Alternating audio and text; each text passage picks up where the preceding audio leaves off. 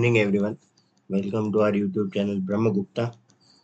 So let's continue our series of mathematical methods. After a long time, हम आज जो topic के questions discuss करेंगे वो है प्रोबेबिलिटी. सो प्रोबेबिलिटी के CSI नेट के previous year questions is on your screen. Question number 1 में द रेंडम वेरिएबल x दे रखा है जो -इंफिनिटी टू इंफिनिटी जा रहा है, is distributed according to normal distribution. ये नॉर्मल डिस्ट्रीब्यूशन का डिस्ट्रीब्यूशन फंक्शन दे रखा है.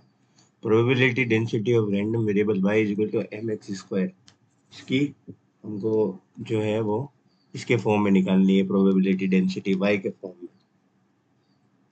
सो हम जानते हैं change of variable probability density function के चेंज ऑफ वेरिएबल का फॉर्मूला. चेंज ऑफ वेरिएबल ये बहुत ज़्यादा हायर मैथमेटिक्स में आता है.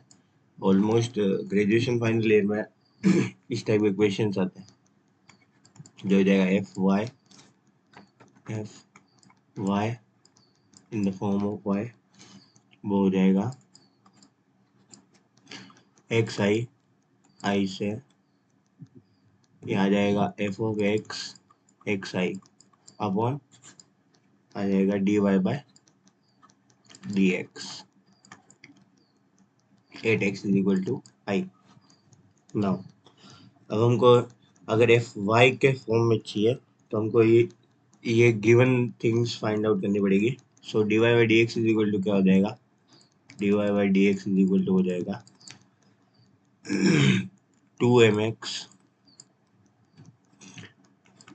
और ये हो जाएगा D Y by D X का नीचे मॉड पूछ रखा है तो हो जाएगा D Y by D X का मॉड हो जाएगा 2mx का मॉड. ना हमको जो एक्स आई देगा वो एक्स आई क्या है. सो एक्स आई वाई के टर्म्स में एक्स की वैल्यू है, यानी कि गिवन क्या है, गिवन है y is equal to M X square.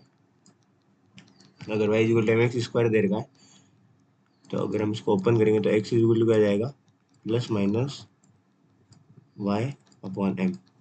This is X I, यही एक्स आई की वैल्यूज है. सो अगर हम इन वैल्यूज को इसमें रखेंगे तो हमको क्या वैल्यू मिल जाएगी, हमको मिल जाएगा F of Y small Y is equal to x is equal to plus minus y by m f of x at small x upon 2m del of x. ये हमको एक्स की जगह पर रखना पड़ेगा from the following formula. F of y को अगर हम सिंपली समेशन को ओपन करेंगे एफ ऑफ वाई को सॉल्व करने के लिए तो आ जाएगा F of x at root of Y by m और यहाँ पे आ जाएगा plus f of x at root of minus of Y by m और डिवाइडेड बाय आ जाएगा, डिवाइडेड बाय क्या आ जाएगा 2m और यहाँ आ जाएगा मॉड्यूलस ऑफ एक्स. ना हम जानते हैं कि x की जगह पे हमको root of Y by m रखना है तो यहाँ आ जाएगा root of Y by m का मॉड्यूलस. वैसे रूट है तो पॉजिटिव होगा तो एक चीज आप कोई भी हटा सकते हो. नाउ ये क्या हो जाएगा, F of Y small Y is equal to ये हो जाएगा एफ ऑफ एक्स क्या है, F of X is a normal distribution function. So जो एफ ऑफ एक्स है वही पी ऑफ एक्स है. In this case F of x P of x है. तो यहाँ पे अगर आप ध्यान से देखेंगे तो एक्स की टर्म स्क्वायर में आ रही है. इसका मतलब ये है कि जो नॉर्मल डिस्ट्रीब्यूशन फंक्शन होता है वो एक इवन फंक्शन होता है.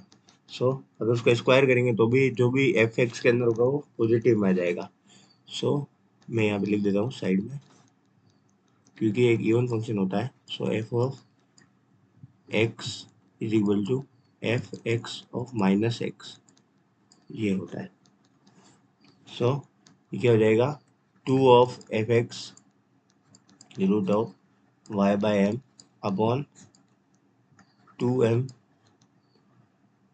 Root of Y by M. Now अगर इसको अब हमको सोल्व करना है तो F X root of Y by M की वैल्यू क्या हो जाएगी, जो हमको नॉर्मल डिस्ट्रीब्यूशन का फॉर्मूला देगा उससे। तो अब अगर हम f x y by M की वैल्यू देगा तो हमको एक्स की जगह पर root of Y by m रखना पड़ेगा। तो उससे जो हमको वैल्यू मिल जाएगी वो क्या मिल जाएगी, 1 upon root 2 pi sigma square e to the power minus, यहाँ पे एक्स स्क्वायर रहता है पर एक्स खुद रूट में है तो स्क्वायर से रूट कैंसिल हो जाएगा, यहाँ आ जाएगा Y upon 2m sigma square.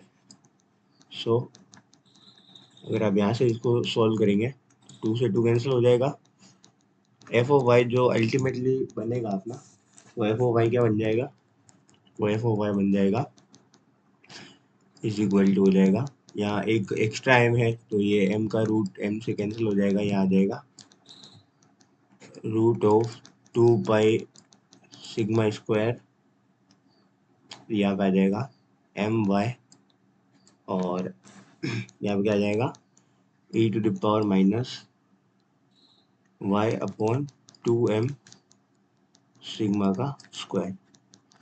So अब अगर हम m इज इक्वल टू 1 लगेंगे तो हमारा जो करेक्ट ऑप्शन बचेगा वो कौन सा ऑप्शन हो जाएगा।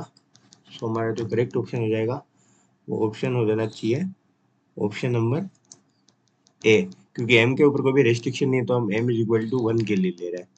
सो जो हमारा करेक्ट ऑप्शन हो जाएगा वो हो जाएगा ऑप्शन नंबर ए, क्योंकि यहाँ पे 2 आ रहा है, यहाँ पे पाई नहीं आ रहा है और यहाँ पे डिवाइड में 2 नहीं आ रहा है। सो ऑप्शन ए हमारा करेक्ट हो जाएगा। Let's move to the next question. Sorry, मेरी थोड़ी सी हेल्थ इश्यू चल रहा है। सो a random variable n obeys Poisson statistics. The probability of finding n at 0 is 10 to the power minus 6. The expectation value of n is हमको क्या find out करना है, हमको फाइंड आउट करना है एक्सपेक्टेशन वैल्यू ऑफ n, ये हमको find out करनी है। हमको दे रखा है क्या क्या जानकारी दे रखी है कि पॉइजन स्टैटिस्टिक्स का मामला है। सो अगेन ये थोड़े ऐसे क्वेश्चन है जो एग्जाम में करके नहीं आने होते, अगर आपको फॉर्मूला नहीं बताया तो आप ये नहीं कर पाओगे। पॉइजन स्टैटिस्टिक्स, अगर आप पॉइजन स्टैटिस्टिक्स में देखेंगे तो पॉइजन स्टैटिस्टिक्स में प्रोबेबिलिटी का फॉर्मूला क्या होता है, तो होता है probability at for the values of n is equal to होता है expectation value of n to the power n e to the power minus expectation value of n divided by n का factorial. So हमको क्या दे रखा है, हमको दे रखा है at n is equal to 0, p of n is equal to कितना दे रखा है 10 to the power minus 6। सो अगर हम ये पुट करेंगे तो यहाँ क्या आ जाएगा p इज इक्वल टू 0, और अगर हम n इज इक्वल टू 0 रखेंगे तो ये एक्सपेक्टेशन वैल्यू की वैल्यू 0 आ जाएगी, तो यहाँ क्या आ जाएगा e to the power minus expectation value of n 0 factorial आ जाएगा, तो 0 फैक्टोरियल भी से बन होता है but let me write it. So ये हो जाएगा p ऑफ 0 की वैल्यू क्या देगी, क्वेश्चन में देगा 10 टू द पावर माइनस 6। सो ये वाली वैल्यू आ जाएगी। नो अगर हम अब देखेंगे और टेकिंग लॉग बोथ साइड्स, अगर मैं इस इक्वेशन के लिए इस वाली पर्टिकुलर इक्वेशन के लिए लॉग लेता हूँ तो क्या जाएगा minus of expectation value of n is equal to minus of 6 log 10। सो माइनस से माइनस कैंसिल हो जाएगा, यहाँ आ जाएगा n 6 इंटू log 10 की वैल्यू होती है 2.303। वो बेस ई है तो ई को बेस 10 में कन्वर्ट करने के लिए 2.303 से मल्टीप्लाई करते हैं, log 10 की वैल्यू 1 हो जाएगी।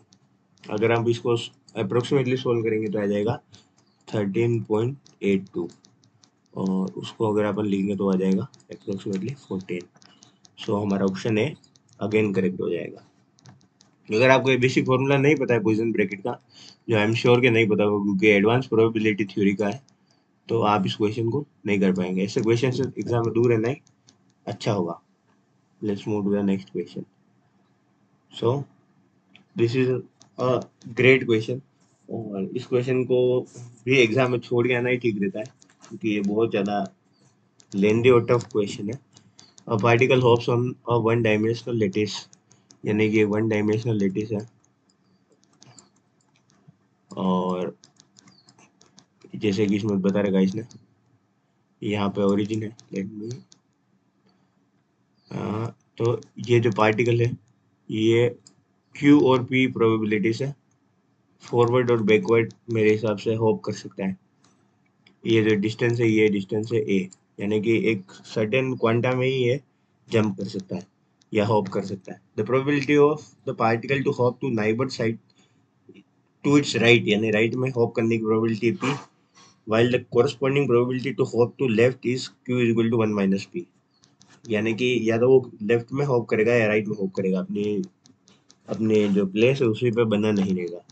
हमको जो फाइंड आउट करना है वो क्या फाइंड आउट करना है, the root mean square deviation del x is equal to this. हमको क्या फाइंड आउट करना है, हमको फाइंड आउट करना है del x is equal to इसकी क्या वैल्यू होगी। सो अगर हम पार्टिकल की आफ्टर एन साइकिल्स, अगर हम पार्टिकल्स की पोजीशन लिखने की कोशिश करेंगे, सो after n cycle, after n jumps, after n jumps अगर हम पार्टिकल की पोजीशन लिखने की कोशिश करेंगे तो क्या होगा, क्योंकि हमको पहले पोजीशन की वैल्यू तो मिले, फिर उसका हम एक्सपेक्टेशन वैल्यू निकाल के डेल एक्स निकाल पाएंगे, इसलिए सो वो क्या हो जाएगी, एक्स इज इक्वल टू हो जाएगी A into N R minus N L, यानी कि जितनी बार राइट में हॉप किया माइनस जितनी बार लेफ्ट में हॉप किया मल्टीप्लाइड बाय है, यानी कि वो राइट और लेफ्ट में ही हॉप कर सकता है। जैसे माना कि 2 बार राइट में किया 1 बार लेफ्ट में किया, तो 1 बार राइट की उसकी पोजीशन बन जाएगी, यानी कि प्लस ए, जैसे एग्जांपल हो गया प्लस ए। अगर 3 बार राइट में किया तो हो जाएगा प्लस 2 ए, 1 बार लेफ्ट में किया तो इस तरीके से, क्योंकि वो 1 डी है तो हम इसको इस फॉर्म में भी लिख सकते हैं। नाउ आपको एक इम्पोर्टेंट फैक्ट यहाँ पे दिमाग में आना चाहिए, वो ये है कि टोटल नंबर ऑफ स्टेप्स होंगे वो राइट में कितनी बार हॉप किया और लेफ्ट में कितनी बार हॉप किया उसके इक्वल होंगे। सो अगर हम इसको लिखना चाहे एन के टर्म्स में तो वो क्या हो जाएगा, A into 2 into N of R minus N, क्योंकि मैं एन एल की जगह पे लिख सकता हूँ एन एन माइनस आर, और एन आर क्योंकि यहाँ पॉजिटिव है तो प्लस का हो जाएगा, इसलिए 2 एन आर आ जाएगा। I hope you got this, sorry. अब आ जाएगा एक्सपेक्टेशन वैल्यू निकालने का काम। सो अगर हम इसकी एक्सपेक्टेशन वैल्यू निकालेंगे तो ये क्या हो जाएगी, ये हो जाएगी A into 2 of N R minus N. और अब प्रोबेबिलिटी थ्योरी में हम एक्सपेक्टेशन वैल्यू कैसे लिख सकते हैं, ये आपको ध्यान होगा। प्रोबेबिलिटी थ्योरी में या इन जनरल फिजिक्स में भी हम एक्सपेक्टेशन वैल्यू लिखते हैं प्रोबेबिलिटी इनटू वैल्यू। तो राइट में जाने की प्रोबेबिलिटी कितनी है और कितने स्टेप्स लिए, उसके अकॉर्डिंग हम एनआर की वैल्यू निकाल सकते हैं। तो ये आ जाएगा, हमने एन स्टेप्स लिए और राइट में जाने की प्रोबेबिलिटी कितनी है पी।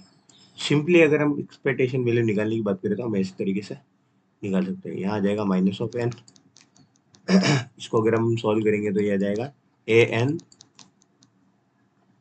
2p minus 1।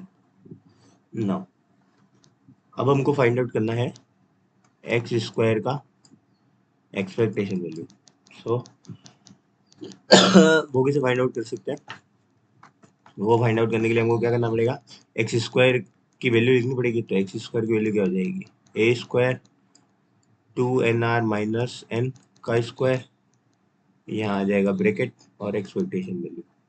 ए स्क्वायर तो एक्सपेक्टेशन वैल्यू के बाहर आ जाएगी, तो अगर हम इसको लिखेंगे तो यहाँ क्या आ जाएगा, यह हो जाएगा एक्स स्क्वायर की एक्सपेक्टेशन वैल्यू, ए स्क्वायर बाहर आ जाएगा, अंदर वाले को अगर हम ओपन करेंगे तो क्या हो जाएगा, वो हो जाएगा 4 into expectation value of N R का स्क्वायर, और यहाँ पे क्या आ जाएगा, यहाँ पे आ जाएगा माइनस 4n और expectation value of N r यहाँ पे आ जाएगा प्लस एन आर का स्क्वायर, एन का स्क्वायर। सिमिलरली इस तरीके से ये सारी वैल्यूज आ जाएगी। अगर आप ओपन करेंगे तो ऐसा ही आएगा। आप चाहे तो इसको देख भी सकते हैं। मैं इसलिए नहीं बता रहा हूँ क्योंकि ये बहुत ज़्यादा लंबा क्वेश्चन है। अब हमको क्या फाइंड आउट करना है? अब हम उलझ गए क्योंकि हमको एन आर स्क्वायर को फाइंड आउट करना है।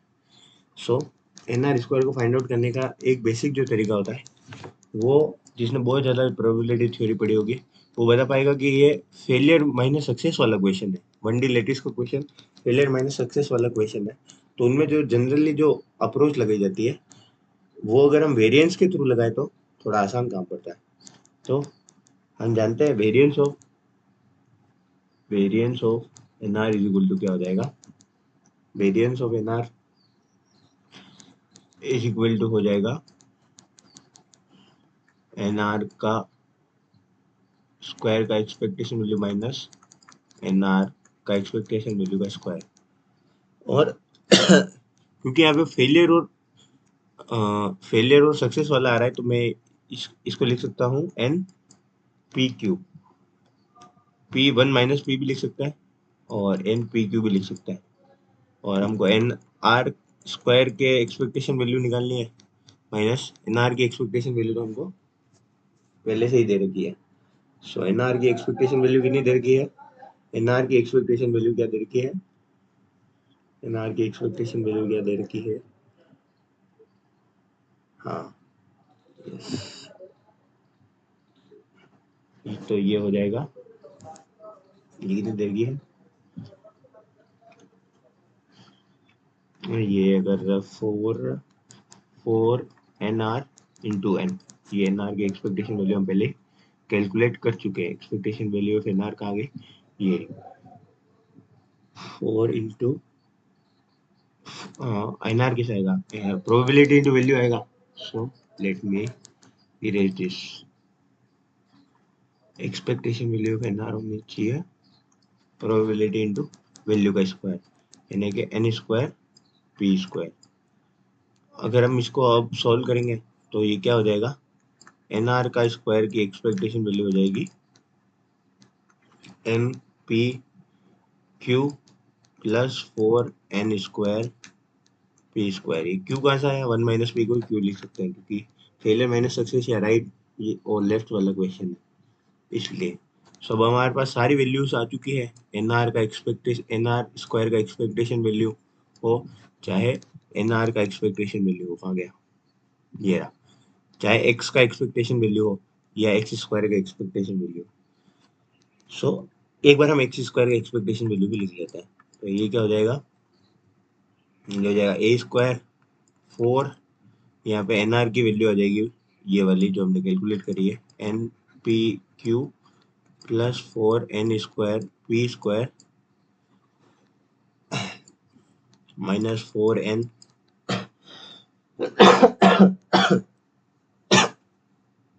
एन आर की एक्सपेक्टेशन वैल्यू अगेन हो जाएगी एन स्क्वायर पी और यहाँ जाएगा प्लस एन स्क्वायर। इस तरीके से हमको इसकी वैल्यू मिल जाएगी अगर हम पूरे को सोल्व करेंगे तो। अगर आप एक्स स्क्वायर के एक्सपेक्टेशन वैल्यू को थोड़ा और सोल्व करके लिखना चाहते हैं तो ये क्या आ जाएगा? ये आ जाएगा X square is equal to A square. और अगर आप इसको ढंग से ओपन करके लिखेंगे तो क्या आ जाएगा? 4 एन पी क्यू और यहाँ आ जाएगा N square.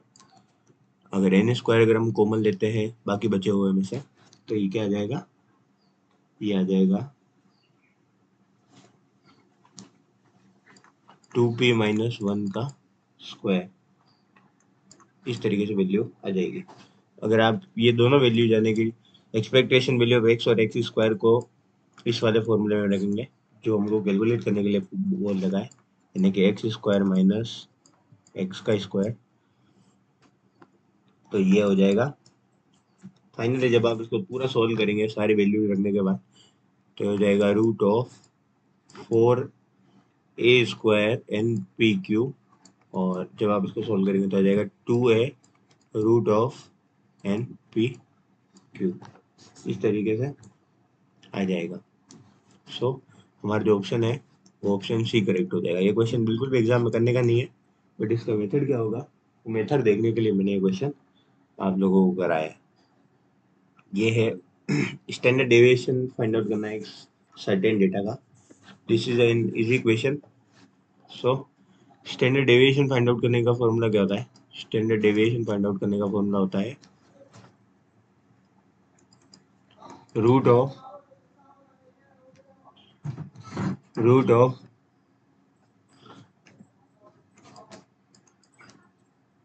X minus X prime upon N minus one.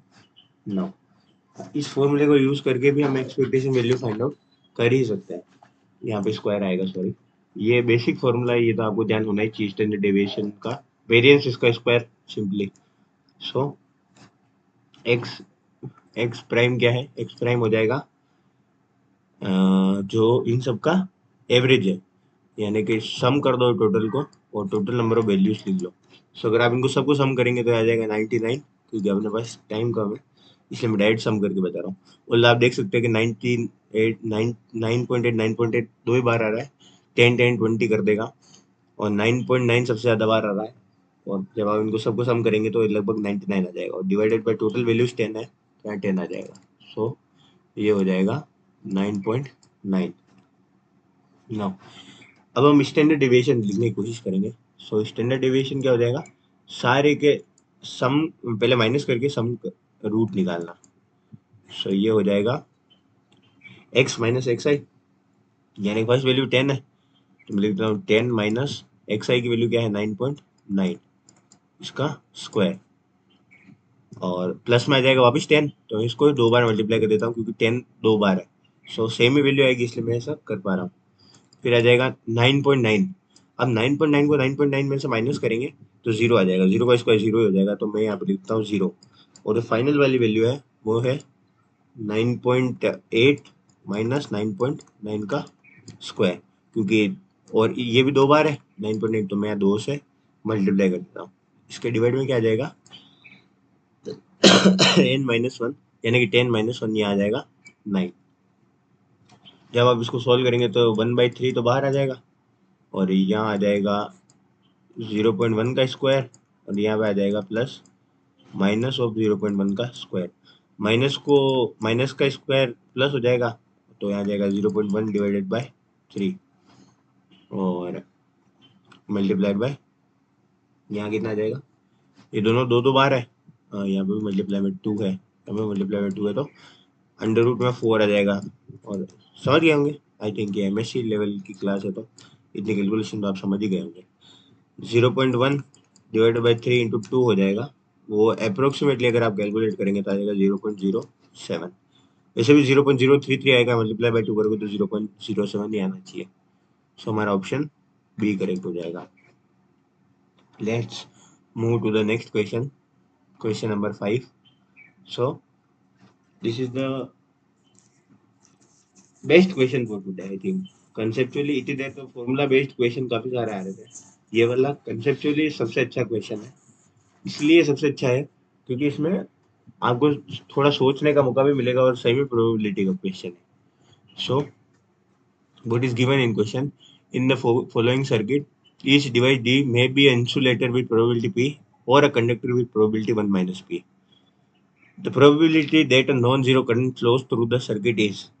अब ये प्रोबेबिलिटी बताओ कि नॉन जीरो करंट फ्लो करे, यानी कि करंट फ्लो करना चाहिए। तो मैं लिखता हूँ इस डायग्राम को देखते हुए, प्रोबेबिलिटी करंट फ्लो होने की प्रोबेबिलिटी क्या होगी, probability that the current flow, probability current flow होने की ये होनी चाहिए कि अगर इन तीनों में से एक भी चालू है तो भी यहाँ से करंट पास हो जाएगा, बट इसका तो हर कंडीशन में, क्योंकि ये सीरीज में तो हर कंडीशन में इसका ऑन होना जरूरी है। सो मैं लिख देता हूँ इसको, प्रोबेबिलिटी दैट पैरेलल ब्लॉक, यानी कि जो स्टार्टिंग वाला है ये वाला पैरेलल ब्लॉक कंडक्ट्स, चाहे फिर वो एक करे दो करे तीनों ही कर दे, मल्टीप्लाइड बाय हो जाएगा प्रोबेबिलिटी डेट, जो हमारा लास्ट वाला है मैं इसको बोल देता हूँ सीरीज कंडक्ट्स। सो अगर हम इन दोनों को मल्टीप्लाई कर देंगे, क्योंकि ये इंडिपेंडेंट है इसलिए मल्टीप्लाई होंगे, तो हमको थोड़ा करंट फ्लो होने की प्रोबेबिलिटी मिल जाएगी। अब पैरेलल ब्लॉक कंडक्ट करने की प्रोबेबिलिटी क्या होगी? सो तीनों डिवाइस दी है, तीनों पैरेलल में कनेक्ट है। तो अगर एक भी कंडक्टर हुआ, ये दोनों इंसुलेटर है, या दो कंडक्टर हुए ये इंसुलेटर है, ऐसा करोगे तो आप 9 पॉसिबिलिटी बन जाएगी। I think you got this. मुझे बार बार बताने की जरूरत नहीं है। सिर्फ एक ही कंडीशन ऐसी होगी जब ये कंडक्टर नहीं कर पाएगा पैरेलल में, वो है कि तीनों इंसुलेटर हो जाए। और ये इंडिपेंडेंट इवेंट है, तो तीनों के इंसुलेटर होने की, यानी कि तीनों के इंसुलेटर होने की प्रोबेबिलिटी क्या हो जाएगी? तीनों के इंसुलेटर होने की प्रोबेबिलिटी हो जाएगी पी इंसुलेटर होने की प्रोबेबिलिटी का क्यूब, क्योंकि तीनों इंडिपेंडेंट है, एक दूसरे पे डिपेंडेंट नहीं है। और पी इंसुलेटर होने की प्रोबेबिलिटी कितनी है क्वेश्चन में दे रखी है, वो है पी। तो हो जाएगा पी का क्यूब। हमको चाहिए कि ये इस केस को छोड़ के बाकी सारे केस हो, यानी वन बाकी बचे हुए 8 केस हो। तो हमको जो रिक्वायर्ड प्रोबेबिलिटी है, यानी कि पी पैरेलल में फ्लो करे, उसकी प्रोबेबिलिटी कितनी हो जाएगी? उसकी प्रोबेबिलिटी हो जाएगी 1 माइनस पी क्यूब। यानी कि अगर हम टोटल सिनेरियो में से सिर्फ इंसुलेटर वो तीनों वो वाले केस निकाल लेंगे, तो हमारा जो सर्किट है वो 100% फ्लो करेगा। सो पी पैरेलल ब्लॉक कंडक्ट्स की प्रोबेबिलिटी हो जाएगी 1 माइनस पी क्यूब। और सीरीज कंडक्ट्स, इसकी क्या प्रोबेबिलिटी होगी? इसकी प्रोबेबिलिटी क्या होगी? इसकी प्रोबेबिलिटी हम जानते हैं कि किसी भी डिवाइस के कंडक्टर होने की प्रोबेबिलिटी कितनी है? 1 माइनस पी। सिंपल। हाँ, सिंगल डिवाइस है और इंडिपेंडेंट है, तो हो जाएगा 1 माइनस पी। सो हमारा ऑप्शन कौन सा सही हो जाएगा? हमारा ऑप्शन सही हो जाएगा ऑप्शन डी। ये क्वेश्चन दिखने में थोड़ा ऐसा हार्ड टाइप लग सकता है, बट अगर हमको इसकी अप्रोच पता है तो ये काफ़ी आसानी से भी सॉल्व किया जा सकता है। Thank you everyone for listening to me, और मिलते हैं नेक्स्ट वीडियो में।